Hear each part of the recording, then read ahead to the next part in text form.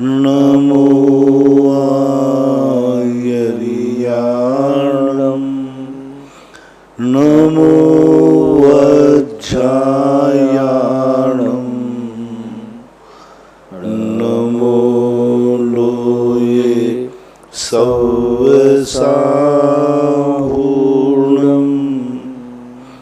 पंच परमेष्टि भगवान की जय हो। आचार्य श्री गुरुवर कुंद कुंद महाराज की जय हो। आचार्य श्री गुरुवर विद्यासागर महाराज की जय हो। परम पूज्य इंद्रियापक मुनि श्री 108 सुधा सागर जी महाराज की जय। परम पूज्य मुनि श्री निष्कंप सागर जी महाराज की जय। नमोस्तु गुरुवर। अशोकनगर से विनीता जैन की जिज्ञासा है, मुनि श्री के चरणों में त्रिवान नमोस्तु। महाराज श्री देवों में संघनन नहीं होता ऐसा स्वाध्याय में आया है, तो मुनि श्री संघनन क्यों नहीं होता और कभी दो देव आपस में मनुष्य जैसे लड़ते हैं क्या? कृपया समाधान करें। क्या करते हैं? दो देव आपस में जो वर्तमान में मनुष्य लड़ते हैं आपस में, तो ऐसे वहाँ भी लड़ाई होती है क्या? पहली बात तो उनके हड्डी नहीं होती। संघनन का संबंध अस्थियों से है और देवों में शरीर में अस्थि नहीं होती, सप्त को धातु नहीं होती, इसलिए उनके संघनन नहीं होता है। दूसरी बात, देव कभी देव से कभी झगड़ा नहीं करता, मानसिक द्वंद्व चलता है। वाचनिक और कायिक ये दो युद्ध नहीं होते उनमें। कभी भी अपने मुंह से वचन से एक देव दूसरे देव को कोई अशुभ शब्द, गाली गलौज, फटकार, आक्रोश, भांड वचन आदि नहीं बोलते और ना ही काया से कोई मलयुद्ध आदि कोई क्षति पहुंचाते। किसी प्रकार की क्षति, धन संबंधी, विमान संबंधी कोई क्षति नहीं पहुंचा। मात्र कुछ देवता एक दूसरे से मानसिक ईर्ष्या रखते हैं, मानसिक वेदना होती है, मानसिक रूप में वो अंदर अंदर कुढ़ते रहते हैं। बस एक मानसिक दुख उनको है, मानसिक द्वंद्व उनमें है। वाचनिक और कायिक द्वंद्व देवताओं में कदापि नहीं होता। मेरठ से श्वेता जैन की जिज्ञासा है, महाराज श्री के चरणों में त्रिवान नमोस्तु। महाराज श्री मेरी जिज्ञासा है कि जब लाइन लगाकर शराब मिल सकती है तो लाइन लगाकर भगवान की और गुरुओं के दर्शन क्यों नहीं मिल सकते? आज राशन की दुकान पर, दवाई की दुकान पर, सब्जी की दुकान पर लाइन से सामान मिल रहा है, वहाँ कोरोना नहीं पहुँचेगा क्या? कोरोना मंदिर में ही पहुँचेगा क्या? साथ ही कई बार ऐसा लगता है कि हम सब लोगों ने सरकार की और लोगों की कोरोना के नाम पर जो सहायता करके ऐसा लगता है कि हमने गलत कार्य किया है। कृपया समझ। पहली बात तो है कि वहाँ पुलिस का डंडा भी है। जहाँ पर उपभोक्ता अनाज देगा राशन कार्ड पर शराब की, वहाँ पुलिस भी लगी हुई है और अनुशासन में है। तुम्हारे यहाँ भी पुलिस लगाना पड़ेगी तो दर्शन हो सकते, क्योंकि तुम लोग अनुशासन नहीं रखोगे। तुम लोग अपने आपसी में एक दूसरे कसाय होकर कहेंगे हाँ मैं आ रहा हूँ, तेरे बाप का मंदिर है क्या? सबसे बड़ी समस्या है कि अनुशासन में, याद आप अनुशासनबद्ध होते तो शायद मंदिर अभी तक बंद नहीं होते। एक व्यक्ति को यदि मंदिर में छूट दे दी जाए, दूसरा ऐतराज करता है।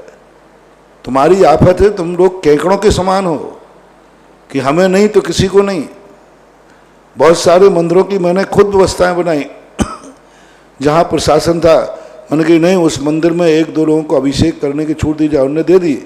लोगों ने ऐतराज किया, वो क्यों कर रहा है, मैं क्यों नहीं कर रहा हूँ, उसके बाप का मंदिर है क्या? तो सबसे बड़ी समस्या अपने यहाँ है, लोगों को भगवान से प्रेम नहीं है कि चलो मैं ना सही, भगवान का अभिषेक हो रहा है, पूजन हो रहा है, होने दो। उनको ऐतराज है कि ये क्यों कर रहा है, मैं क्यों नहीं करूँगा। और फिर देखो, फिर तो सारी व्यवस्थाएं बिगड़ती ही हैं। यदि हम आपके सारे मंदिर वाले गवर्नमेंट को ये दें कि हम लॉकडाउन का पालन करेंगे, मंदिर दर्शन करने जाएंगे, 3 फीट का पैर फासला रखेंगे, जैसे उन्होंने गोले बनाए ना, गोले, ऐसे गोले आप खड़े रहिए। यदि आप 25 लोग मंदिर में गए हैं तो जब तक पहले वाले का अंतराल दूर नहीं हो दूसरा वाला खड़ा रहे, इतना आप जैनी अनुशासन करके दिखाएं तो सही। आप दिखाएं अनुशासन के मैं ये अनुशासन का पालन करूंगा, और पूरी कमेटी बैठ करके अनुसार कि मैं 3 फुट दूर, तो आपको मिल सकती है, ऐसी बात थोड़ी कि नहीं मिल सकती। किसने कहा कि मंदिर में जाने की मनाही है? आपकी अनुशासनहीनता के कारण मनाही करना पड़ी। आप जो कानून के नियम हैं उनका पालन कीजिए। नियम करिए कि हर व्यक्ति मंदिर में कम से कम 3 फीट दूर होकर के मंदिर में जाएगा, 3 फीट दूर होकर के सबके दर्शन करेगा, मूर्तियों आदि को नहीं छुएगा। मूर्ति को छुएंगे वो छूने वाले बाकायदा नहा धो करके, हाथ धो करके बाकायदा बिल्कुल शुद्धिपूर्वक जा कर के जाएंगे। एक बात। दूसरी बात, कल के दिन वहाँ शराब की बोतलों के यहाँ तो स्थिति बिगड़ ही रही है। कल के दिन तुमने मंदिर को छू लिया, मूर्ति को अभिषेक किया और आपको कोरोना पॉजिटिव है, तो अब मूर्ति के लिए कितना बदनामी हो जाएगी। उस मूर्ति को दूसरा भी व्यक्ति आके छुएगा और कल के दिन गवर्नमेंट को मूर्ति सील करना पड़ी तो फिर क्या होगा। शराब की दुकान तो सील हो सकती है, शराब की दुकान पे तो कुछ भी हो सकता है, फिर तुम्हारी मूर्ति को उन्होंने सील करना पड़ी तो फिर क्या होगा। मंदिर को गवर्नमेंट को सील करना पड़ा तो क्या होगा। वहाँ पर तो कोई दुर्घटना घट जाएगी तो कल पुलिस पहुँच जाएगी, क्या बात हो गई। कोई भी घटना घट जाएगी किसी स्थान पर पुलिस पर, लेकिन तुम्हारे मंदिर में घटना कर रही तो मंदिर में भी पुलिस जाएगी फिर, और पुलिस पाबंद करेगी। तो मंदिरों को तुम इनसे मत तोलो। मंदिर वो पावन पवित्र स्थान है जहाँ पर बहुत सावधानी रखना। कहाँ शराब का ठेके का स्थान और कहाँ मंदिर का स्थान। वहाँ तो कल के दिन डंडे मार करके निकाल देंगे। मान लीजिए सरकार को कोई अनियमितता लगी तो डंडे भी मार दो, चलाए हैं डंडे। जब एक साथ खड़े हो रहे थे वो झुक करके तो डंडे भी मार रहे थे। तो शराब की दुकान पर तो डंडे फंडे भी बन जाएंगे, पुलिस वाले जूते चप्पल पहन के जाएंगे, कुछ भी कर सकते वहाँ पर। राशन की दुकान पर भी जाकर के वो पहुँच करके तुरंत बंद कर सकते हैं। यदि कोई दुर्घटना 1% भी घटी और ये रवैया यदि पुलिस वालों को या सरकार को आपके मंदिरों में हटाना पड़ा तो क्या आप उसके लिए तैयार हैं। तो ये सब पर मैंने विचार किया। 3 कारण हैं और फिर भी अब आप लोग अपने मंदिरों को कानून के अनुसार आप मंदिर जाना शुरू कीजिए, कानून के दायरे में कीजिए। कानून का जो दायरा है जो उसी में जाइए और अपने मंदिर को कहीं तुम्हारे कारण से मंदिर को कभी सरकार को कोई सील ना करना पड़े, सरकार को पुलिस के जाके कोई कदम ना उठाना पड़े, ये ध्यान रखना। उनसे बचने के लिए महानुभाव थोड़े इतने दिन सब्र किया है, थोड़े दिन और सब्र करो, भगवान की इज्जत रखो, मंदिर की इज्जत रखो। तुम्हें तो कितना पुण्य कमाना है ये भगवान को भी मालूम है और तुम्हें भी मालूम है, सबको मालूम है। तुम्हें कितना पुण्य कमाते हो मंदिर में जाकर और कितने मंदिरों में जाकर राग द्वेष करते हो, क्या परिणाम है ये तो तुम खुद जानते हो और आपके अंदर की चेतना जानती है। इसलिए मर्यादा है और मर्यादा के बिना मैंने 5-6 दिन पहले कह दिया था, यदि आप वहाँ के कानून के प्रशासन से आज्ञा लेकर और मर्यादा में 3 फुट का डिस्टेंस रख करके यदि मंदिर के दर्शन करने जाते हो तो कोई आपत्ति नहीं, दर्शन को जा सकते हैं। जयपुर से अरविंद कुमार जैन की जिज्ञासा है, महाराज श्री के चरणों में त्रिवान नमोस्तु। महाराज श्री, मेरी जिज्ञासा है कि महाभारत के प्रसंग से है, वह है कि एक पारिवारिक राज्य संपदा को लेकर और दुर्योधन के हठ धर्मी जिद्दी अहंकारी के कारण इतने हजारों मासूमों और बेजान पशुओं की जान युद्ध में के दौरान गई, तो यह उनके किस पूर्व कर्मों का उदय था या ऐसा कौन सा पाप कर्म बांधा होगा, और इस कुरुवंश का विनाश क्या दुर्योधन के किस कर्म का बदला लिया, और हम लोगों को इससे क्या शिक्षा लेनी चाहिए, कृपया समाधान करें। एक बहुत बड़ी पैथी है, जन्म जन्मांतरों के बैर भाव चलते रहते हैं, कर्म की विडंबना है, उस समय की परिस्थितियां हैं। आज के युग में और उसके युग में बहुत अंतर है। कई बार ऐसी स्थितियां बन जाती हैं और देश का देख लो ना, देश का विभाजन हुआ उस समय कैसी घटनाएं घटी। तुम तो जा रहे हो उस युग में जिस युग में अपन थे नहीं। ये तो अपना युग था जब गांधी जी को गोलियों से मरना पड़ा। किसने मारा गांधी जी को? किसी दुश्मन ने, किसी पाकिस्तानी ने? हमारे देश के नागरिक ने ही देश के नेता को मारा। अब ये क्या कौरव और पांडवों के युद्ध से कम था? जिसने देश के लिए इतनी बड़ी शक्ति दी, देश के लिए इतना किया, उसे अंत में गोली से मरना पड़ा और ये राज्य के कारण मरना पड़ा। और आज जो कश्मीर का झगड़ा है, किस कारण से झगड़ा है? तो ये सारी राजनीतिक परिस्थितियां हैं, समय समय पर किसी ना किसी रूप में चलती रहती हैं।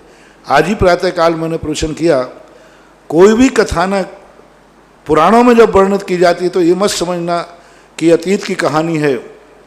कहानी में मात पात बदले हैं, कार्य और क्रिया तो आज भी वही हो रही है।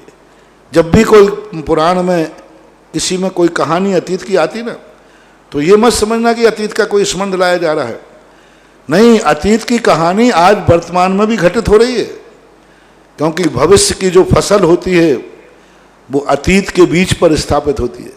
वर्तमान का जो स्वरूप होता है वो अतीत के खेत में होता है।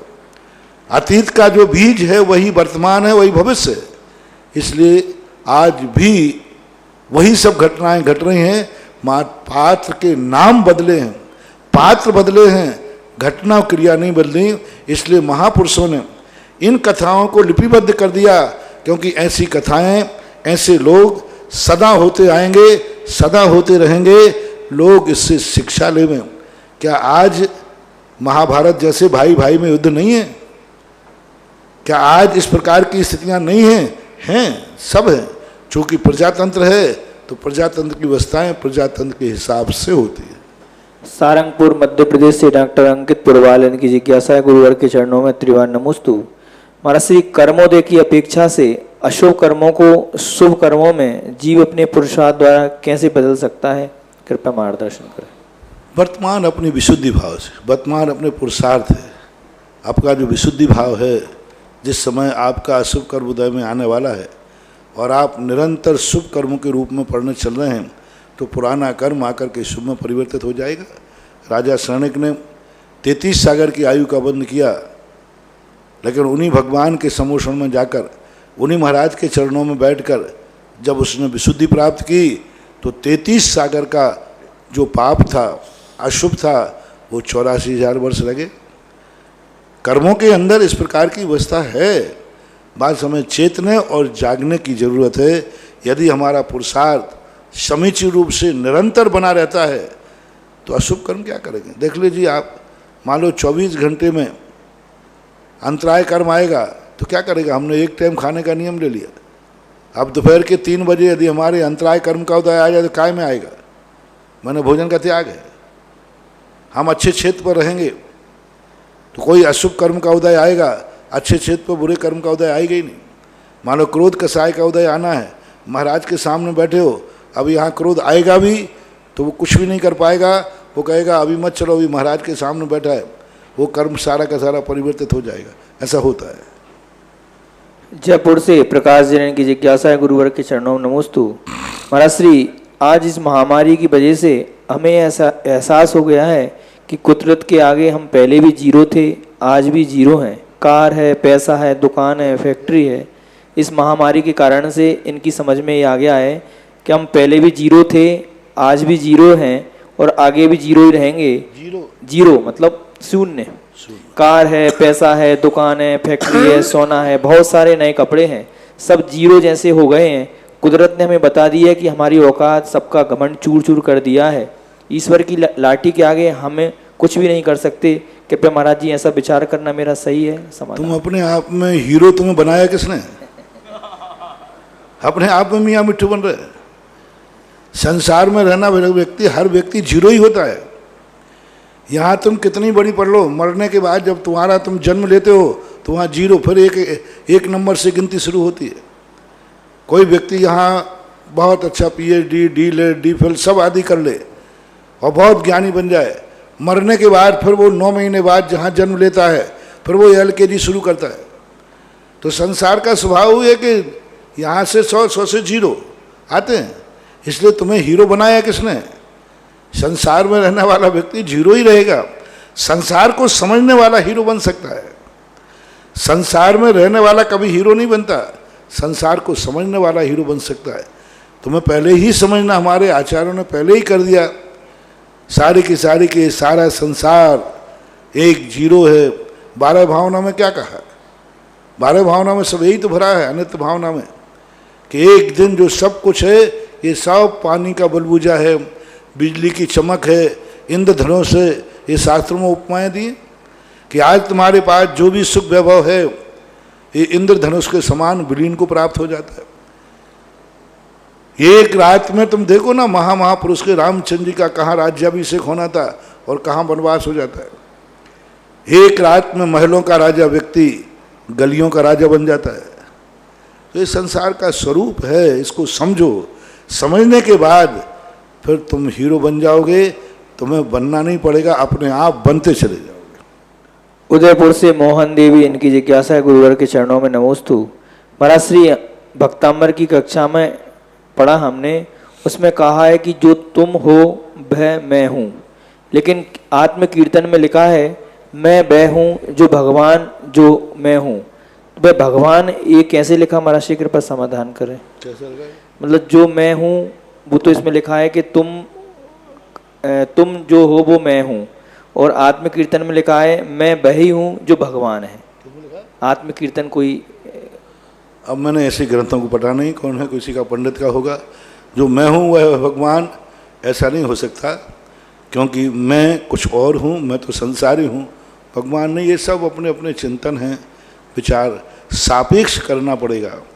किस अपेक्षा से कहा जा रहा है, इसको यदि एकांत मान लेंगे तो अनर्थ हो जाएगा। ऐसा प्रतापगढ़ से ब्रह्मचारी कमलेश जैन, इनकी जिज्ञासा है गुरुवर के चरणों में त्रिवार नमोस्तु।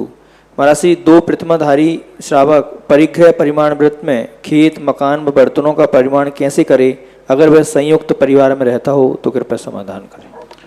अपने स्वामित्व का होता है। संयुक्त परिवार में ऐसी चीज़ों का उपयोग नहीं, संकल्प नहीं किया जाता जो सामूहिक हो। जैसे कोई मकान तुम्हारे सामूहिक है तो उसमें स्वयं का पार्टीशन निकाल देगा और स्वयं का हिस्सा का परिमाण में ले लेगा। 10 लोगों के लोग हैं तो 10 में से तुम्हारा एक हिस्सा बनता है, उसको परिग्रह प्रमाण में ले लेंगे। 100 बर्तन हैं तो 10 लोग आप लोग हैं तो आपके हिसाब से 10-10 बर्तन हुए, आपके 10 बर्तन का प्रमाण हो जाएगा। तो उसमें आपका कितनी भागीदारी है, उस भागीदारी को काउंट किया जाता है, पूरे मकान पूरे जायदाद को नहीं।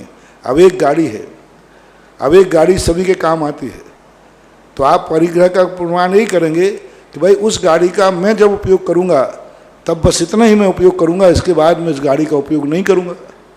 उस गाड़ी की मैं मलकियत छोड़ता हूं, जब मुझे आवश्यकता पड़ेगी इस काम में, इन कार्यों में मैं इस गाड़ी का उपयोग करूंगा, शेष कार्यों के लिए मैं त्याग करता हूं, तो गाड़ी का परिमाण हो जाएगा। ऐसा मानना चाहिए। नोएडा से मणि जैन की जिज्ञासा है महाराज श्री के चरणों में त्रिवार नमोस्तु। महाराज श्री जैसे पाप और पुण्य में मंदता और तीव्रता आती रहती है, उसी प्रकार हमारे धर्म में रुचि में भी मंदता और तीव्रता होती रहती है। किसी दिन तो मन होता है कि बस धर्म श्रवण करते रहो, और किसी दिन मंदिर जाने में भी प्रमाद आने लगता है। किस किस क्रिया से हमारे धर्म के संस्कार पक्के होते हैं, क्योंकि ज़्यादातर धर्म क्रियाओं से पुण्य बंध होता है, जिसके उदय आने पर संसार बनाने के निमित्त ज़्यादा होने से धर्म से डिगने की संभावना बढ़ जाती है। इसलिए महाराज जी ऐसा क्या करें कि आगामी जन्मों में मुख्यतः अगर देवगति या मनुष्य गति हम सुख सामग्री में धर्म से च्युत न हो, कृपया मार्गदर्शन। धर्म कभी मंद और उच्च नहीं होता है। धर्म एक सूर्य के समान होता है जो हमेशा एक समान प्रकाश देता है। उसका उपयोग करने वाले तीव्र मंद होते हैं। सूर्य जब भी निकलता है एक सा निकलता है, एक सा प्रकाश देता है, उसमें कोई अंतर नहीं है। धर्म कभी तीव्र मंद नहीं होता है, धर्म को उपयोग करने वाला होता है। जैसे सूर्य निकला है, कोई बहुत अच्छा कार्य कर रहा है, कोई सो रहा है, कोई किसी प्रकार का, अब जितने लोग हैं सूर्य का अलग अलग उपयोग कर रहे हैं। ऐसा ही धर्म होता है। धर्म हमारे कारण कोई धर्म को सुनता है, कोई नहीं सुनता है, कोई करता है नहीं करता है। आज तुम्हारे अच्छे परिणाम हैं, कल नहीं रहेंगे। तो ये आपकी स्वयं की भूल है। इस भूल को हमें सुधारना है। जब धर्म अपना रूप नहीं बदलता है तो हम अपना रूप क्यों बदलें। धर्म के अंदर निरंतर विशुद्धि लाने के लिए तत्व दृष्टि चाहिए, चिंतन चाहिए, और हमें उसका स्वरूप एक बार समझ में आ जाएगा तो फिर हमारे परिणाम कम नहीं होंगे, वर्धमान रूप धारण कर सकते हैं। अशोकनगर से निर्मल जैन की जिज्ञासा है महाराज श्री के चरणों में नमोस्तु। महाराज श्री स्वधर्म इंद्र की जो सची होती है वह एक साथ कई सची होती हैं, या एक की आयु पूर्ण होने के बाद दूसरी सची होती है, एवं जो अन्य देवियों में से बन जाती हैं क्या वो नए जन्म लेने वाली सची बनती हैं, या कृपया समाधान। सची का पुण्य अलग होता है, इंद्राणियों का और देवियों का पुण्य अलग होता है। सब देवियों के पुण्य अलग अलग होते हैं। सची पद पर जो जन्म लेता है वही सची बनती है। यदि सची का मरण हो जाता है तो जो शेष देवियां हैं उनका सचीपना नहीं होगा, सची का पुण्य लेकर अलग ही आएगी, अलग ही कोई देवी जन्मेगी, वो सची नाम से जन्मेगी। उसके सिस्टम, उसका वैभव, उसका तेज, उसका रूप रंग, उसका पुण्य, सब कुछ वो अलग लेके आएगी। इसलिए जो सची पद के लिए जन्म लेते हैं वही सची बनती हैं। वैसे तो उनकी और देवियां बहुत सारी होती हैं, लेकिन वो देवी ही रहेंगी। वहाँ किसी भी पद का प्रमोशन नहीं होता। जन्म से लेकर के जो जिस पद पर जन्मा है उस पद से ना तो कोई उसको उतार सकता है और ना कोई उसका प्रमोशन कर सकता है। देवों की ऐसी व्यवस्था है। आगरा से शिल्पी जैन की जिज्ञासा है, गुरुवर के चरणों में नमोस्तु। महाराज श्री अक्षय तृतीया के दिन जो पूजन की गई थी उसमें अंत में जो हवन किया गया उसमें पुण्यवाचन क्या होता है? और पुण्यवाचन शब्द आया था, पुण्यवाचन करते थे अंत में हवन के समय, पुण्यवाचन। और उसमें प्रियताम प्रियताम का शब्द भी बार बार आया है। तो ये प्रियताम शब्द का अर्थ क्या होता है, कृपया समाधान करें। प्रियंताम का अर्थ है प्रसन्न हो। हमने जो क्रिया की है वो हमारे लिए प्रसन्न का अर्थ है, वो नाराज नहीं है। प्रसन्न का अर्थ है मुझे प्राप्ति हो, प्रियंताम मुझे इष्ट की प्राप्ति हो। प्रिय अंताम यानी मुझे जो प्रिय है, जो इष्ट है, उसकी मुझे उपलब्धि हो। मैंने ये जो पुण्यवाचन का अर्थ होता है, मैंने यह विधान किस लिए किया, मुझे किस फल की प्राप्ति चाहिए, मुझे क्या चाहिए, उसकी प्राप्ति करने की भावना बनते हैं कि इस विधान से हमें इसकी प्राप्ति हो और मुझे इष्ट की सिद्धि हो। प्रियंताम का वैसे सार्थक अर्थ है प्रसन्न हो। प्रसन्नम वदतु, हे भगवान आप प्रसन्न होकर मुझे वरदान दीजिए, आप प्रसन्न होइए। इस प्रकार की भक्ति में ऐसी भाषा बोली जाती है। ये मत समझना कि भगवान ना तो प्रसन्न होते ना नाराज होते। ये समय सार की भाषा है, ये समय सार की भाषा है।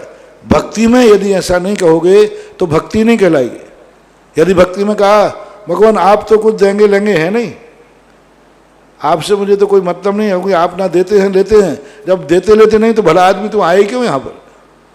भक्ति के अंदर ये भक्ति का स्वरूप है, भाषा है कि भगवान को कर्ता धर्ता भक्ति में बनाना ही पड़ेगा, सिद्धांत में नहीं। भक्ति में कहना पड़ेगा कि हे भगवान तू मेरा कर्ता है, तू मेरा धर्ता है, तू ही मेरा खेवैया। ये सब भक्ति में अपन को कहना पड़ते हैं, लेकिन वो भक्ति ही मानना चाहिए, सिद्धांत नहीं मानना चाहिए। दिल्ली से विनीत जैन की जिज्ञासा है, महाराज श्री के चरणों में नमोस्तु। महाराज श्री पूज्य आचार्य श्री पर जो फिल्म बनी है उसमें जब आचार्य श्री दीक्षा दे रहे हैं तो दीक्षा के समय एक लाइन आई है, उसमें कहा गया है कि पहले दीक्षा फिर शिक्षा। तो कृपया महाराज जी इसके बारे में समझाने की कृपा करें। हमारे यहाँ क्रम यही है, दीक्षा के बाद ही शिक्षा होती है, और आपके यहाँ भी यही है। एडमिशन के बाद पढ़ाई चालू होती है कि पढ़ाई के पहले, एडमिशन के पहले पढ़ाई हो जाती है? पहले एडमिशन फिर पढ़ाई। दीक्षा संकल्प है, एडमिशन है। दीक्षा काल, शिक्षा काल, फिर बाद में आता है गणपोषण काल, फिर आता है अंत में उत्तमार्थिक काल। तो पहले दीक्षा, दीक्षा के बाद होती है फिर शिक्षा। शिक्षा के लिए हमारे आचार्यों ने बड़ा बहुत सुंदर वर्णन किया। जो व्यक्ति दीक्षा ले लेते हैं और शिक्षा काल उनको प्राप्त नहीं होता, शिक्षा काल का वो आनंद नहीं ले पाते, वे जिंदगी में कभी कुछ भी ऊंचाइयां प्राप्त नहीं कर पाते, कुछ भी हासिल नहीं कर पाएंगे, कुछ भी नहीं, क्योंकि उनको शिक्षा काल तो हुआ ही नहीं। कई लोगों का होता दीक्षा काल के बाद शिक्षा काल नहीं होता। शिक्षा काल का अर्थ होता है कि व्यक्ति दीक्षा लेने के बाद अंतर ध्यान हो जाता है, अंतर्मुखी होता है, अदृश्य होता है। पूजवर पूजपाद स्वामी ने लिखा कि शिक्षा काल में रहने वाला शख्स जिसका दर्शन दुर्धर है, दुर्धर यानी कोई को मिलते ही नहीं दर्शन, पता ही नहीं कहाँ किस गुफा में बैठे रहते, ना तो उनका कोई दर्शन मिलता है, ना आशीर्वाद मिलता है, ना वो किसी से बोलते हैं, कुछ नहीं उनका। दुर्धर शब्द का प्रयोग किया उन्होंने, जिनका दर्शन दुर्धर है, क्योंकि वो मुनिराज शिक्षा काल में उतरे हुए। जब शिक्षा काल में साधु चला जाए तो बहुत बड़ा काम, कम से कम 10 साल का शिक्षा काल अपने बंटवारा करना चाहिए। दीक्षा काल, शिक्षा काल, गणपोषण काल और उत्तमार्थ काल 4 भागों में बांटना चाहिए। मान लीजिए दीक्षा के बाद अब आपकी उम्र लगभग अपन मान लें 50 साल मान लें, 20-25 साल वैसे ही निकल जाते। 50 साल को 4 भागों मान लो, 12-12 साल। दीक्षा काल का 12 साल तो होता नहीं, दीक्षा तो ले लिया अपन ने।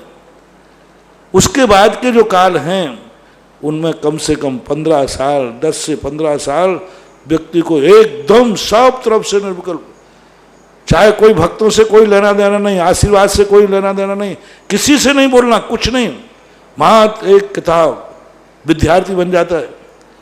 यदि 10-15 साल ऐसे किसी ने निकाल दिए, फिर उसके बाद आता है गण पोषण काल। गण पोषण में होता है दूसरों को देना, जो तुमने पाया है वह दूसरों को बांटो, जो ज्ञान तुम्हारे पास है वो दूसरों को दो। उसमें प्रवचन भी आ जाएंगे, स्वाध्याय भी आ जाएगा, पढ़ाना भी आ जाएगा, लिखना भी आ जाएगा।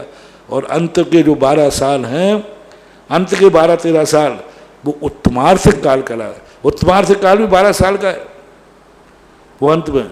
तो ऐसी चीज़ों का हमारे यहाँ ये बंटवारा किया गया है बहुत। आज दीक्षा काल और गणपोषण काल के तो बहुत अच्छी परंपरा चल रही है। हर व्यक्ति दीक्षा लेते ही आचार्य बनना चाह रहा है, हर व्यक्ति दीक्षा लेते ही उपाध्याय बनना चाह रहा है, हर व्यक्ति दीक्षा लेते ही उपाध्याय बनना चाह रहा है। दीक्षा लेते ही उपाध्याय, ऐसी ऐसी दीक्षाएं हो रही है हमारे यहाँ। दीक्षा लेते उपाध्याय, आचार्य। अब दीक्षा लेते ही पढ़ाने की स्थिति आ रही है, दीक्षा लेते ही आचरण कराने की स्थिति आ रही है। क्या कराएगा वो आचरण? कुछ नहीं पा पाएगा। आज सबसे ज्यादा दुर्दशा यदि किसी काल की हो रही है तो 2 कालों की, एक शिक्षा काल की और एक उत्तमार्थिक काल की। और ये 2 काल साधु की जिंदगी से निकल गए, समझ लेना सब कुछ निकल गया, कुछ नहीं है उसके जीवन में। दीक्षा काल हो गया उसका, दीक्षा ले ली और सीधा गण पोषण काल में चला गया। सीधा अब उसको एक ही शौक है, मैं प्रवचन करूं, मैं दूसरों को पढ़ाऊं, मैं दूसरों को लिखाऊं, मैं कोई किताब लिखूं, मैं कोई शास्त्र लिखूं, बस ये मन में घूम रहा है। समझ लेना उसकी जिंदगी खत्म, मात्र नांगड़ा है और कुछ नहीं उसमें। और यदि शिक्षा काल यदि व्यक्ति का सही निकल गया, दीक्षा लेने के बाद साधु के मन में ये आ जाए, अब मेरा कोई काम नहीं है, मात्र एक ही है शिक्षा, दिन रात शिक्षा, अध्ययन अध्ययन अध्ययन। खाने को मुश्किल से उठता है। जो अच्छे पढ़ने वाले टॉपर होते ना, वे खाते खाते पढ़ते हैं, खाते खाते पढ़ते हैं, कुछ नहीं होशी उनको, दिन रात 24 घंटे उनका एक ही है, किसी से बढ़ते ही नहीं। तो ऐसा। और फिर अंत का उत्तमार्थिक काल है। यदि वो सुधर गया तो ओहो, हमारे जन्म जन्म सुधर गए, 7-8 भाव ले जाएंगे। ये कलयुग की बलिहारी है कि लोग शिक्षा काल को और उत्तमार्थिक काल को अपने जीवन में आने नहीं दे रहे हैं और सीधे दीक्षा और गणपोषण काल की तरफ सबकी रुचि बढ़ रही है। ये दुर्भाग्य है। कटनी से विकास कुमार जैन शास्त्री, इनकी जिज्ञासा है, महाराज श्री के चरणों में त्रिवार नमोस्तु। महाराज श्री, मेरी जिज्ञासा है कि तीर्थंकर प्रकृति का उदय कब से मानना चाहिए? क्योंकि जो जीव नरक में हैं और उनके चारों तरफ परकोटा बना दिया जाता है और वे अगले भाव में तीर्थंकर बनते हैं, उनका उदय कब से माना जाएगा? कृपया समाधान करें। तीर्थंकर प्रकृति के साथ और भी पुण्य प्रकृतियां बनती हैं, जो तीर्थंकर प्रकृति के साथ ही बनते हैं। पूज्यवर ज्ञान सागर महाराज ने प्रवचन सार की चारे चूलिका का अनुवाद किया। उस अनुवाद में उन्होंने कहा कि साता वेदनी कर्म के उदय से बहुत सी शुभ सामग्री आती है। तो तीर्थंकर को जो पूर्व भाव में 6 महीने पहले से और यहाँ जन्म कल्याणक, दीक्षा कल्याणक, गर्भ कल्याणक आदि जो मनाए जाते हैं, ये सब उस तीर्थंकर प्रकृति के साथ जो साता आदि वेदनी बनी है, यश आदि प्रकृति बनी है, उसका फल है। तीर्थंकर प्रकृति का तो उदय 13वें गुणस्थान में ही आता है। 13वें गुणस्थान के पहले तीर्थंकर प्रकृति कदापि उदय में नहीं आती। सागर से आनंद सर्राफ, इनकी जिज्ञासा है, महाराज श्री के चरणों में त्रिवार नमोस्तु। महाराज श्री, मेरी जिज्ञासा है कि एक इंद्रिय जीव वनस्पति कायक में पौधे, वृक्ष आदि जन्म से अंत तक अपना संपूर्ण जीवन मानव के लिए जड़ से लेकर शिक तक जान निछावर कर देते हैं। ये तो कल्पतरु सद्रव्य ही हैं। इनके लाभ, गुण, उपकार जितने भी गिनाए जाएं, मानव से ज़्यादा ही होंगे। ये अपनी वर्तमान पर्याय से कहाँ से आते हैं और कहाँ पर जाते हैं? कृपया समाधान करें। इनसे उपकार ये कर नहीं रहे हैं, इनसे हो रहा है, हो रहा है। इसलिए इनको किंचित मात्र भी पुण्य नहीं लगता, किंचित मात्र भी। यदि कोई गिल्ली डंडा खेल रहा है और गिल्ली डंडा खेलते खेलते एक काने की आंख में लग गया, तो काने की आंख में लगते उसका जमा हुआ खून निकल गया, उसको दिखने लगा, तो क्या उस गिल्ली डंडा खेलने वाले को आंख ठीक करने का पुण्य लगेगा? नहीं लगेगा, क्योंकि उसने भाव नहीं किया। इसलिए इन पंच स्थावर इतना उपकार करने वाले को हमने बहुत बार प्रवचन भी दिया, क्योंकि इनके मन में भाव नहीं आता कि मैं उपकार करूं, बुद्धिपूर्वक भी नहीं है, अबुद्धिपूर्वक ही नहीं है, हो रहा है बस। इसलिए जब कार्य हो रहा हो वहाँ पुण्य पाप का कोई, इनको ना तो इसका पाप है ना इनको पुण्य है। परम पूज्य श्री के चरणों में यहाँ उपस्थित सभी श्रावकाएं और जिनवाणी चैनल और सुधा कला चैनल के माध्यम से देख रहे देश विदेश के सभी श्रावकाओं की ओर से कोटिशः नमोस्तु नमोस्तु नमोस्तु गुरुवर। महाराज श्री आज एरा जैन के जन्म दिवस के अवसर पर तारा जैन, गुणमाला जी जैन, दिलीप जैन, तीर्थेश जैन, बागड़िया परिवार सारोला, इनने 51,000 रुपये की राशि से असीम कालीन पार्श्वनाथ भक्तामर विधान यहाँ करने का सौभाग्य प्राप्त किया है। और सहसकूट जिनालय में शिलादान के रूप में 11,000 रुपये की राशि कुसुम मोहित सोनिया केवली विनय जैन गुरुग्राम हरियाणा ने आप देने की घोषणा की है। मैं आपके दान और पुण्य की अनुमोदना करता हूँ। आज की प्रथम जिज्ञासा है सुनील जैन बठिंडा पंजाब से।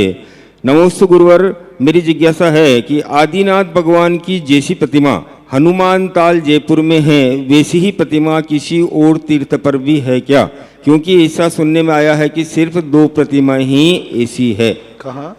आदिनाथ भगवान की जैसी प्रतिमा हनुमान ताल जयपुर में है, जबलपुर में है, वैसी ही और प्रतिमा कहीं है क्या? अब ऐसी प्रतिमाओं का हमने तो देखा नहीं, क्योंकि सबसे प्राचीन मूर्तियों में आदिनाथ भगवान की अभी वही मूर्ति है और बहुत प्राचीन है।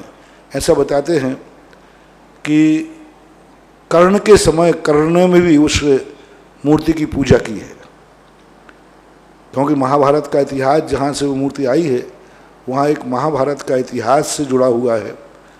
कोई गांव ध्यान नहीं आ रहा, तापे नाम है उसका, तो वहाँ से कोई स्थायी है, तो वहाँ पर महाभारत का कोई संबंध जुड़ा हुआ है।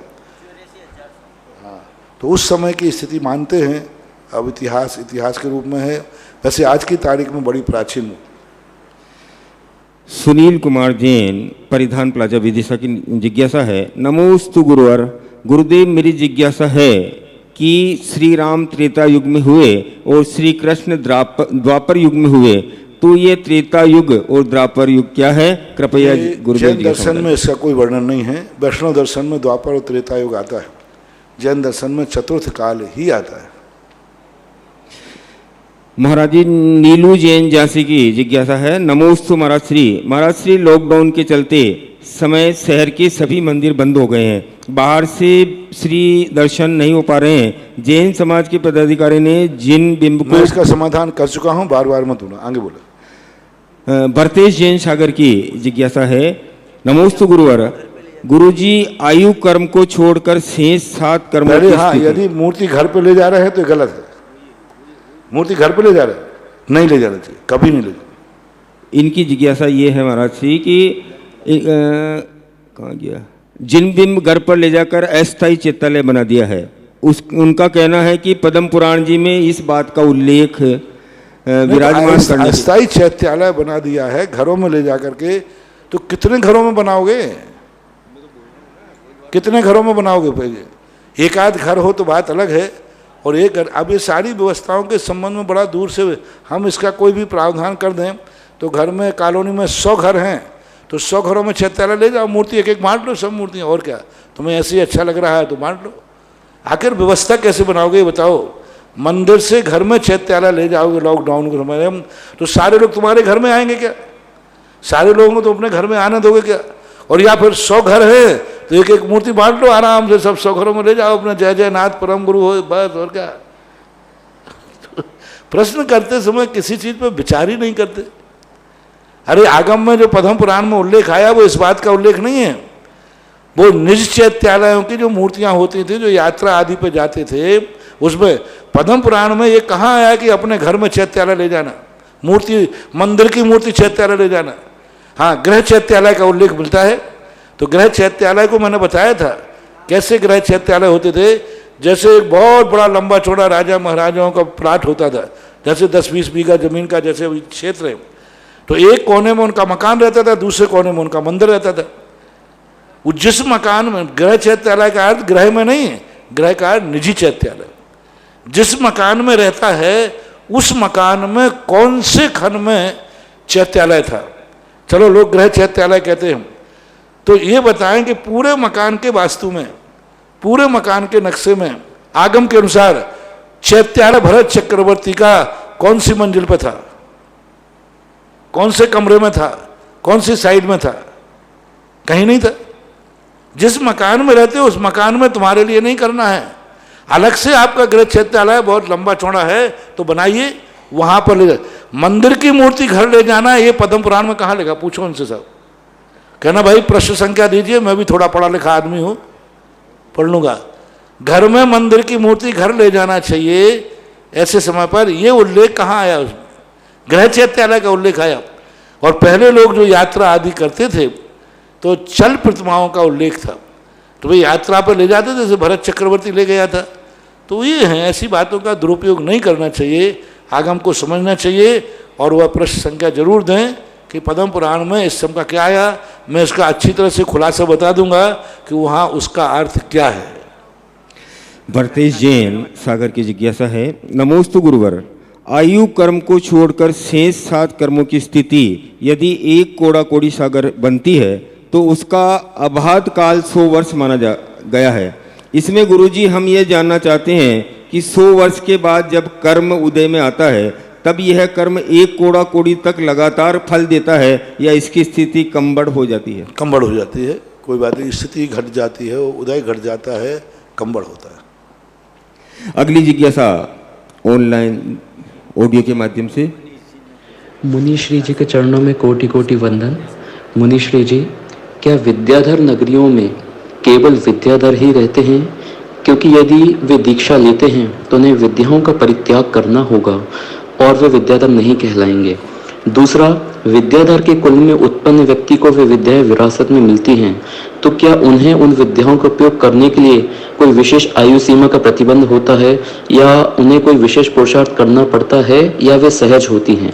तीसरा, जैसे वे विद्याधर अपनी विद्याएं अपने कुलोत्पन्न को देते हैं, तो क्या वे विद्याधर हमारे यहाँ इस क्षेत्र के किसी व्यक्ति को भी दे सकते हैं? चौथा, यदि आज यहाँ कोई व्यक्ति विद्या सिद्ध करता है तो क्या वह विद्याधर श्रेणियों में जा सकता है और वहां जाकर क्या वह भी विद्याधर कहलाएगा? कृपया समाधान कीजिए। नमोस्तु गुरु। पहला तो जब विद्याधर लोग जो हैं वहाँ पर कोई विद्याधर श्रेणी में विद्याधर लोग ही रहते हैं, अन्य लोगों का निवास नहीं होता, लेकिन जा आ सकते हैं। जैसे चक्रवर्ती, अर्धचक्री आदि जो लोग यहाँ विद्याएं सिद्ध करके, कोई मुनिराज भी विद्या रिद्धि के माध्यम से विजयाद पर्वत में जा सकते हैं, लेकिन वहाँ निवास नहीं कर सकते। दूसरी बात, दूसरा, जो उनको विद्याएं विरासत में मिलती हैं और विरासत में मिली हुई विद्याओं को वो जैसे ही दीक्षा लेंगे तैसे वो सब कुछ उनको त्यागना पड़ता है। जैसे यहाँ पर दीक्षा लेने वाला अपने नाम की सारी संपत्ति या तो छोड़ देगा या अपने वारिस को दे देगा। यानी जैसे आदिनाथ ने दीक्षा ली तो उन्होंने अपनी राजगद्दी भरत को दे दी, बेटे को दे दी। ऐसे ही वहाँ पर बराबर दीक्षा लेते हैं तो जो उनका उत्तराधिकारी होता है उस उत्तराधिकारी को वो सारी विद्याएं दे देते हैं, और सारी विद्याएं जो उनको पूर्वज से मिली, जो उन्होंने निजी सिद्ध की हैं वो भी दान कर सकते हैं, जो वसीयत में मिली हैं वो भी दान कर सकते हैं। विद्याओं के दान का उल्लेख मिलता है। तीसरी बात जो है कि उन विद्याओं के माध्यम से लोग यहाँ आना जाना हो सकता है, क्या आ सकते हैं, जा सकते हैं, लेकिन आज इस कलयुग में नहीं आ सकते। यहाँ का व्यक्ति विद्या का सिद्ध करके वहाँ जा सकता है, जा सकता है। विद्याधर लोग यहाँ आ सकते हैं, आ सकते हैं, आए हुए हैं। रावण विद्याधर था, विभीषण विद्याधर थे, हनुमान विद्याधर थे, और रामचंद्र जी के साथ वो अयोध्या आए हुए हैं और विचरण भी करते हैं। जैन दर्शन के अनुसार भी हनुमान विद्याधर हैं और उनका रामचंद्र जी से संबंध था, यहाँ बराबर संबंध उनका बनता है। चौथी बात है कि अब वो विद्याओं का दान यहाँ वहाँ दे सकते हैं, नहीं दे सकते, क्योंकि वो वसीयत वाला जो देना है। लेकिन जब वो कोई व्यक्ति पर प्रसन्न हो जाए तो ऐसा देने का उल्लेख पूज्यवर रविशरण महाराज के उसमें दिया कि काल संवरण ने अपनी विद्याएं प्रद्युम्न को दी। यहाँ के लोगों को भी विद्याएं दान दे सकते। कुछ विद्याएं ऐसी होती हैं जिनका दान नहीं होता, लेकिन कुछ विद्याओं के संबंध में वो दान दे सकते हैं। एक उल्लेख पद्म पुराण के अंतर्गत आया है। एक विद्याधर की अंगूठी उस अंगूठी का कुछ चमत्कार था और वो अंगूठी पांडवों को मिल गई, क्योंकि विद्याधर यहाँ घूमने आए हुए थे हस्तिनापुर के आसपास गंगा तट पर, वहाँ गिर गई और वो अंगूठी पांडु ने उठा ली।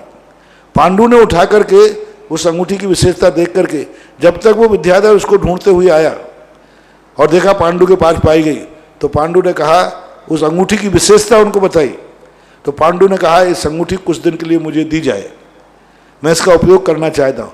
तो ऐसे आदान प्रदान के, और विद्याओं का आदान प्रदान भी मिलता है, विद्याएं दी। तो ये दोनों प्रकार के चारों प्रश्नों का समाधान यही है।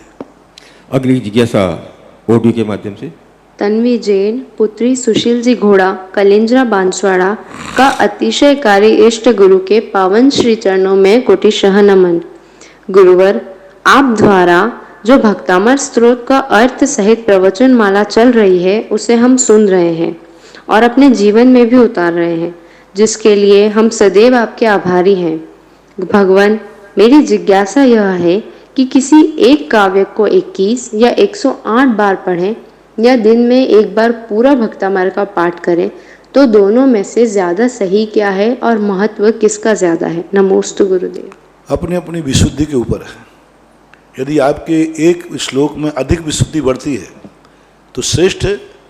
हम लोग कई बार पाठ करते हैं या हम लोग चिंतन करते हैं, एक एक श्लोक पर कई दिन निकल जाते, पूरा पाठ ही नहीं कर पाते। लेकिन यदि पाठ करने का नियम है तो आपको पूरा पाठ करना पड़ेगा। मात्र आपको चिंतन और विशुद्धि बढ़ाना है तो एक काव्य तो बहुत है, एक लाइन और एक अक्षर भी काफ़ी है। शास्त्रों में आता है कि नमोकार बंद पूरा ही पढ़ना कोई जरूरी नहीं है। एक ग्वाले के लिए सेठ सुदर्शन के पूर्व भाव की कहानी है कि वो ग्वाला था और ग्वाले की पर्याय में एक महाराज को उसने रात भर सेवा की और उसने सुबह सोचा कि कुछ हमें महाराज देंगे, और महाराज ने कुछ नहीं कहा, नमो रिहंताणम कह के चले गए। तो नमो रिहंताणम शब्द को उसने मंत्र मान लिया। अकेले नमोकार मंत्र के माध्यम से जप करके पढ़ करके आगे वो सेठ सुदर्शन बना। पूरा नमोकार मंत्र से आता ही नहीं था, पता ही नहीं था। तो आपकी विशुद्धि के ऊपर है। आपकी विशुद्धि यदि एक काव्य में अधिक हो रही है, विशुद्धि आपकी बढ़ रही है, तो आप एक काव्य पढ़िए, काव्य काफ़ी है। और यदि नहीं बढ़ती है, नया नया चाहिए है, तो पूरा पाठ पढ़ो, कोई बाधा नहीं है।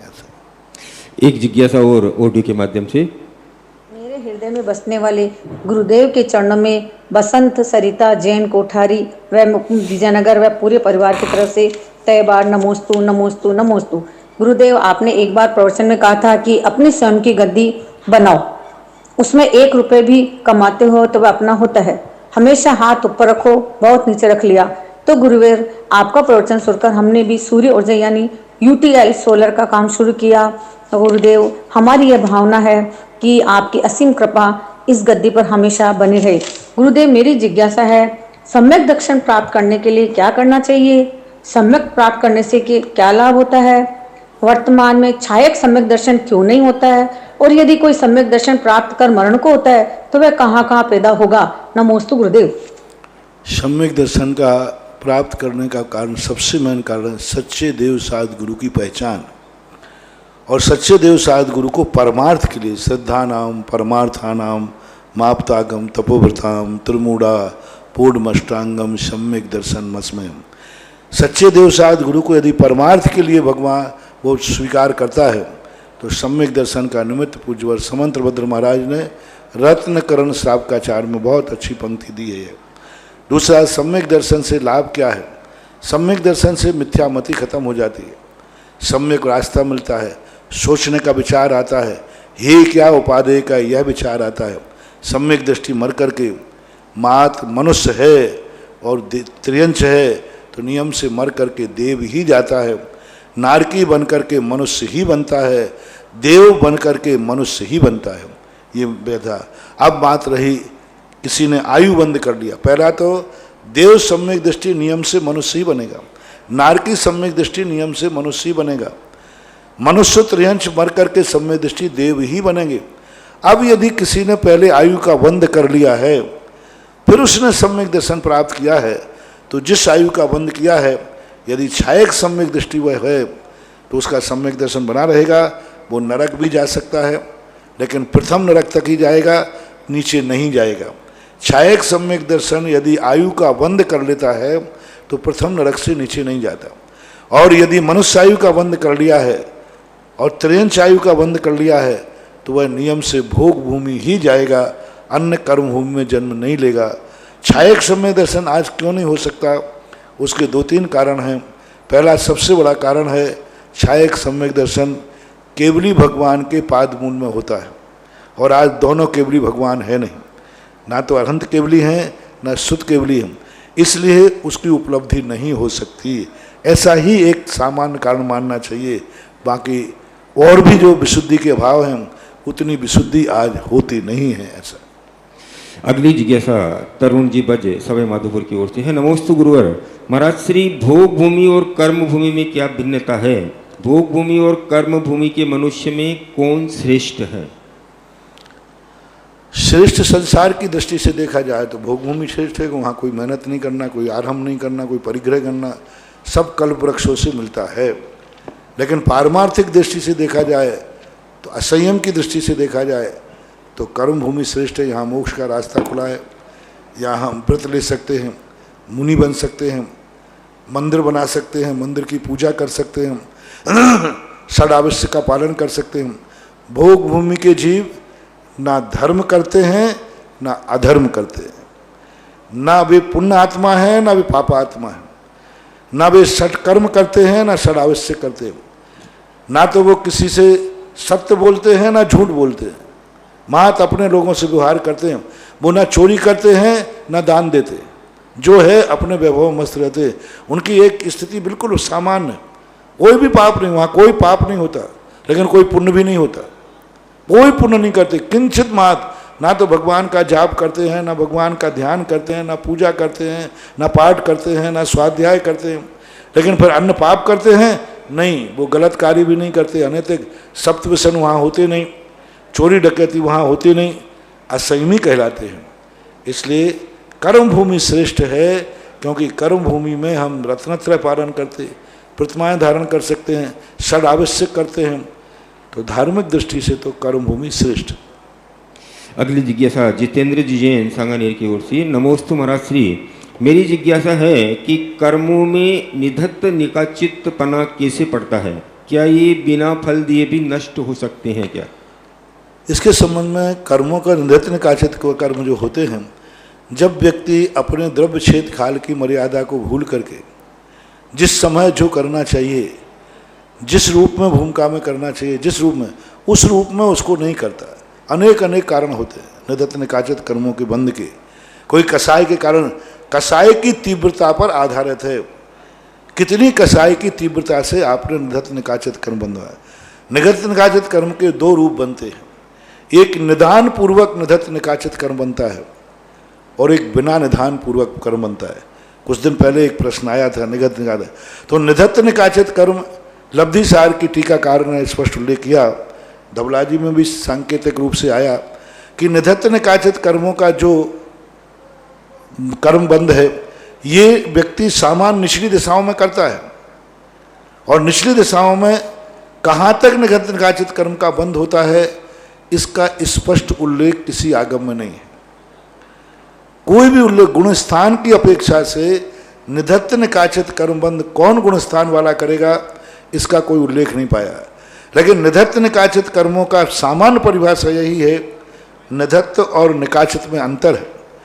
निधत्त के 2 अलग अलग उपसम दिए, जिनका उत्कर्षण अपकर्षण आदि कुछ भी नहीं होता, वो अपने फल समय देते ही हैं, तो वो देंगे ही, ऐसे कर्मों का बंध होता है। तो इनके लिए, लेकिन जैसे व्यक्ति 8वें गुणस्थान को पार करता है, तो 8वें गुणस्थान को पार करते ही यह सारे नियम लागू नहीं होते, खत्म हो जाता है। यानी जो कर्म उसने नीचे निधत्त निकाचित कर्म बांधे थे, जैसे वो 8वें गुणस्थान में पहुंचेगा, पार करेगा, पूरा अपूर्व अनुवृत्तिकरण परिणाम में पहुंचेगा, तैसे ही वो सारे निधत्त निकाचित कर्मों पर जो पाबंदी लगी थी, उत्कर्षण का, अपकर्षण का, उदीर्णा का, वे सारे कार्य, संक्रमण का, वो सारे पाबंदी हट जाएंगे, सारी पाबंदी हट करके, और वे उदय में भी आ जाएंगे, उत्कर्षण को भी प्राप्त हो जाएंगे, उदीर्णा को भी प्राप्त हो जाएंगे और अकाल में उनका क्षय भी हो जाएगा। कब? जब वो श्रेणी मारेगा तब। निधत्त निकाचित कर्म की विच्छुद्धि शब्द का प्रयोग किया सिद्धांत भाषा में वहां। लेकिन निदान पूर्वक यदि निधत्त निकाचित कर्म बंद किया, जैसे नारायण आदि, प्रतिनारायण आदि, ब्राह्मण ने चक्रवर्ती अर्धचक्री का, ये निदान पूर्वक निधत्त निकाचित कर्म किया। निदान पूर्वक निधत्त निकाचित कर्म होता है, वो श्रेणी नहीं चढ़ेगा, वह कभी भी ऊपर नहीं जाएगा, उसको तो उसका फल भोगना ही पड़ेगा। और निदान पूर्वक निधत्त निकाचित कर्म नियम से मिथ्यात्व के साथ ही बंद होता है। निदान पूर्वक जो बंद होता है वह नियम से मिथ्यात्व पूर्वक बंद होता है। चाहे उनका बाहर का व्रत भली हो, मुनराज भी होंगे तो बाहर से मुनराज होंगे, अंदर से गुणस्थान हो जाएगा। क्योंकि शास्त्रों में मुनराजों ने भी निदान बंद किया, आरिका ने भी निदान बंद किया। आरिका माता थी, उसने निदान बंद कर लिया, और निदान बंद किया तो उसका गुणस्थान गिर जाएगा, बाहर से उसके व्रत बने जाएंगे। तो निदान बंद करने वालों का गुणस्थान तो मिथ्यात रहेगा, और निदान पूर्वक निधत्त निकाचित बंद किए हैं वो श्रेणी नहीं मार पाएंगे उस भव में, उनको निधत्त निकाचित कर्म का फल भोगना पड़ेगा। लेकिन निदान पूर्वक निधत्त निकाचित कर्म बंद नहीं किया है तो अपूर्व कर्म गुणस्थान के बाद उनके सारे निधत्त निकाचितपना खत्म हो जाता है। ऐसी विशेषता जानना चाहिए।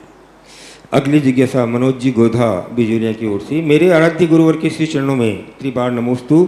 महाराज जी, पिछले 50 दिनों से केंद्र सरकार ने लॉकडाउन कर रखा है देश भर में, लेकिन 15-20 दिनों से एक और लॉकडाउन के बाद सरकार का हो सकता है लॉकडाउन आर्थिक मजबूरियों के कारण हटाना पड़े, भले ही कोरोना महामारी पीड़ितों की संख्या बढ़ती रहे। ऐसे में क्या महाराज जी समय नहीं आ गया है कि अब जनता अपनी तरफ से सेल्फ लॉकडाउन लगाकर उसका पालन करना प्रारंभ करे, क्योंकि बहुत लंबी चलने वाली इस महामारी में तो विवेक सदा ही रखना चाहिए। ये तो मात्र आपको रहसल दी गई थी, आपको अभ्यास कराया गया था कि लॉकडाउन में रहने के लिए आपको पाबंदी दी गई थी। शुरुआत में बच्चे को दंडित करके, कानून बना करके स्कूल में रोकना पड़ता है, उसके लिए समझा के बुझा के जैसे बने तैसे स्कूल में रोकना पड़ता है। लेकिन बाद में बड़े होने के बाद फिर स्कूल ना भेजना पड़ता है ना रोकना पड़ता है, वो अपने आप स्कूल में रुकता है और अपने आप जाता है।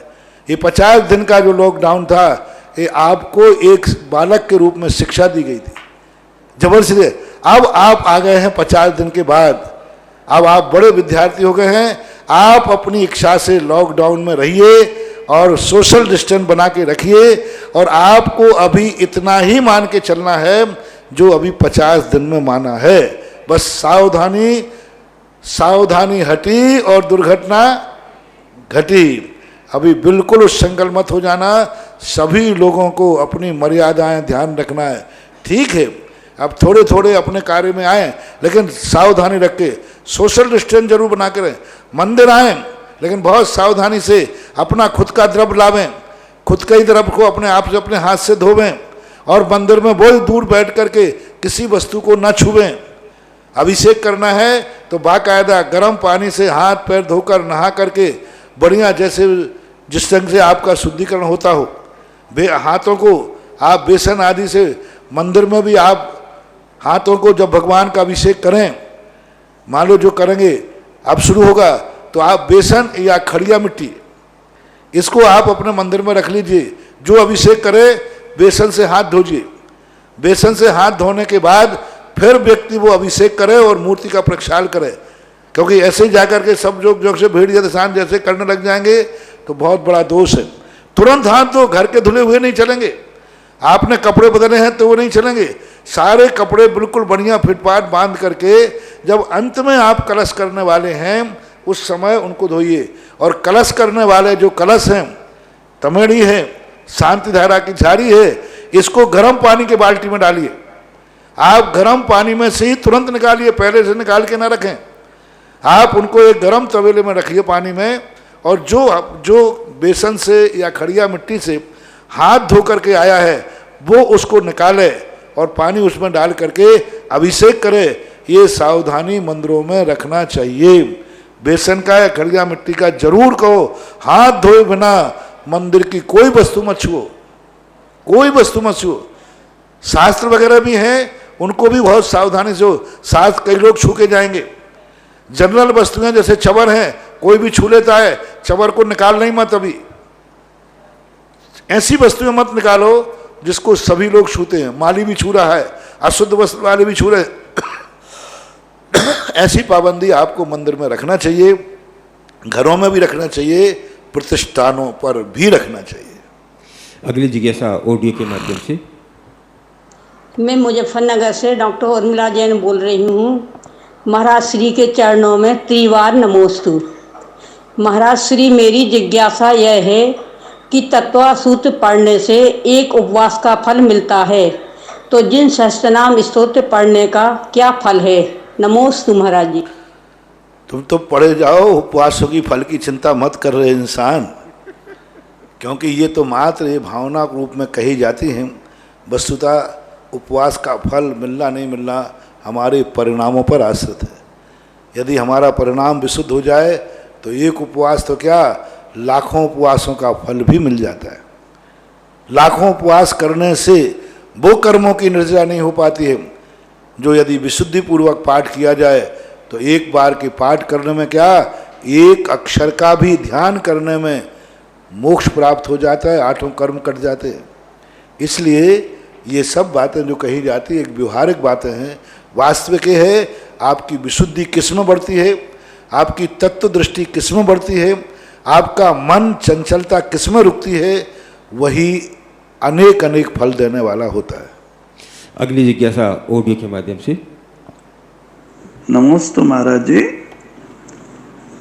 कल के प्रवचन में एक आपने चिंतन रखा था कि संबंध 3 तरह के, तो जो संयोग और तादात्म्य हैं, संश्लेष हैं, उनको हमको तादात्म्य संबंध बनाना चाहिए भावों की अपेक्षा।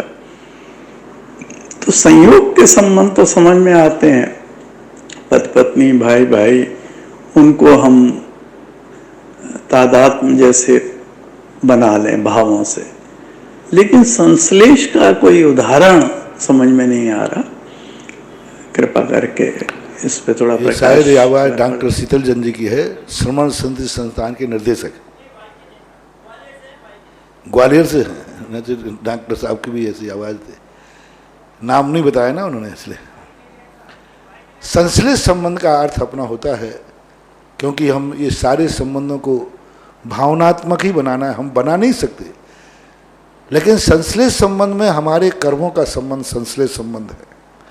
तो हम कुछ कर्म ऐसे बांधें जिनको ऐसा लगे कि ये कर्म ही हमारे जीवन का अंग बन जाए। अशुभ कर्म नहीं, शुभ कर्म है। जैसे हमारे ऐसे शुभ कर्म बन जाएं जो हमारे लिए हमेशा अच्छा अच्छा कार्य दिखाएं।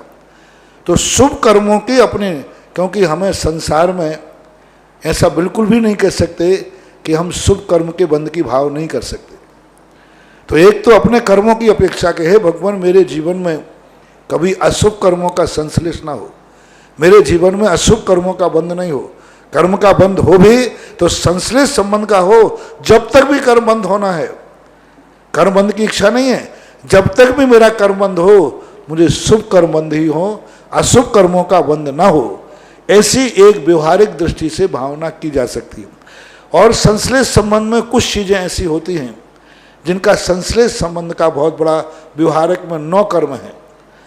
कुछ चीज़ें हैं बालक को, जैसे है कि दूध पिलाते हैं तो दूध में पानी मिलाते हैं। अब वो पानी, वो दूध मिला हुआ पानी ही उसके लिए इष्टकारी है। अब वो भावना कर सकता है भगवान कभी मुझे बिना दूध का पानी कोई नहीं पिला दे, नहीं तो मुझे दस्त लग जाए। तो एक व्यवहारिक दृष्टि से मैंने कहा था कि भावनात्मक जो संश्लेष और संयोग संबंध हैं, इनको हमें को हमारे हितकारी है, क्योंकि हमारे लिए सबसे बड़ा देखना पड़ेगा ये किस प्रसंग में कहा जा रहा है, किस उपदेश में कहा जा रहा है, कौन सा उदाहरण वहाँ दिया गया है जिसमें संश्लेष संबंध को और संयोग को तादाद बनाने की बात की गई। संश्लेष और संयोग संबंध तो छोड़ने योग्य होते हैं, ये तो त्यागने योग्य होते हैं। पूरे शास्त्रों में लिखा है कर्मों का संश्लेष संबंध है, इनको जर्जरा करना है। जितने संयोग संबंध हैं इसको छोड़ना है, क्योंकि सभ्य संयोग संसार के कारण है। तो अभी जो प्रसंग चल रहा है स्व चतुष्टय का, स्वयं को पर में कैसे स्थापित करें, पर को हम पर रूप ना मान के स्वरूप कैसे माने? सबसे बड़ा हेडिंग देखना, स्वयं को पर में देखना है। स्वयं में पर को नहीं, पर में स्वयं को देखना है कि ये पर पदार्थ को हम ऐसा संबंध बना लें कि हमें वो अहितकारी नहीं लगे, वो पर ना लगे, ऐसा लगे कि मैं ही तो हूं, मेरा ही तो है। जैसे आज मैंने कहा था, किसी भी चीज को पॉजिटिव सोचो कि इसने हमारे ऊपर क्या किया है। और कल मैंने इस संबंध की बात कही थी, कल परसों जब, तो ये कहा कि हमारा पर पदार्थों के साथ ऐसा संबंध हो जिससे हमारे मन में द्वेष न पनपे। प्रसंग वहां यह था कि हमें पर पदार्थ देखती हमें उनसे घृणा होती है, द्वेष होता है, हम उनकी उपेक्षा करते हैं। तो इस उपेक्षा को हम कैसे बदलें? जब किसी चीज से हमें आत्मीयता हो जाती है, अपनापन हो जाता है कि ये वस्तु मेरी थी, है और रहेगी। ऐसा परिणाम आते ही उस वस्तु के प्रति हमारा लगाव बढ़ जाता है।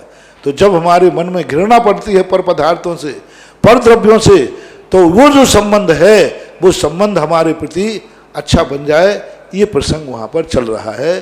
तो भावनात्मक, इसलिए मैंने कहा था और व्यवहारिक दृष्टि से कहा था, संसार में जीना है तो हमें इस प्रकार की भावनाएं करना चाहिए। अगली जिज्ञासा ऑडियो के माध्यम से। महाराज जी के चरणों में पुनीत जैन खांडो कॉलोनी का नमोस्तु नमोस्तु नमोस्तु। मेरे गुरुदेव, मेरे भगवान, आज हमारी खांडो कॉलोनी में एक व्यक्ति पॉजिटिव आया है जैन। महाराज जी आप आशीर्वाद दो, उसकी रिपोर्ट नेगेटिव आवे और पूरा गांव, पूरी समाज, पूरा जिला सब कोरोना मुक्त हो, ऐसा आशीर्वाद दो महाराज जी। मेरा पूरा आशीर्वाद है और मैं अपना आशीर्वाद भगवान श्रीयांशनाथ भगवान के आशीर्वाद में सम्मिलित है। तो आप भगवान श्रीयांशनाथ भगवान का आशीर्वाद लीजिए, मेरा आशीर्वाद उसमें समाहित है, क्योंकि मैं उनकी छाया में ही हूँ। इसलिए अच्छे भगवान बहुत बढ़िया है, भक्ति करो, भावना करो, सावधान रहो। अगली जिज्ञासा बिल्डर से प्रकाश चंद जी भादावत की ओर से। गुरुवर के चरणों में बारंबार नमोस्तु। गुरुवर, मेरी जिज्ञासा है कि शरीर पूरी तरह से पवित्र नहीं हो सकता है, फिर भी हम शरीर की पवित्रता की कोशिश करते हैं, और मन पवित्र हो सकता है फिर भी हम उसको पवित्र नहीं करते हैं। अतः हम मन को पवित्र कैसे करें? जिज्ञासा का समाधान करें। मन को पवित्र करने के लिए हमें सबसे पहले अपना चिंतन, अपना सोच पॉजिटिव करना पड़ेगा। यही तो अभी प्रवचन चल रहे हैं सबके सब। मन ऐसे पवित्र नहीं होना, मन तो कहीं ना कहीं उसको विषय देना पड़ेगा। यदि मन को हम गलत विषय देंगे तो मन अपवित्र होगा, मन को यदि हम अच्छा विषय देंगे मन अच्छा होगा। मन को मटेरियल कौन देता है? हमारा ज्ञान। वो अच्छा दोगे तो अच्छा सोचेगा, बुरा दोगे तो बुरा सोचेगा। अच्छी चीज़ें देखोगे तो मन अच्छा सोचेगा, बुरे लोगों को देखोगे तो मन बुरा सोचेगा। अच्छी बातें सुनोगे तो मन अच्छा सोचेगा। मन वो चीज़ है जो इंद्रियों के द्वारा ग्रहण हुई वस्तु को विचार करता है। हम दिन भर अच्छी बातें सुनेंगे, मन अच्छा सोचेगा। हम दिन भर अच्छा बोलेंगे, मन अच्छा सोचेगा। तो ये सारी चीज़ें हमारे वातावरण के ऊपर आधारित है कि हमारे चारों तरफ का वातावरण कैसा है।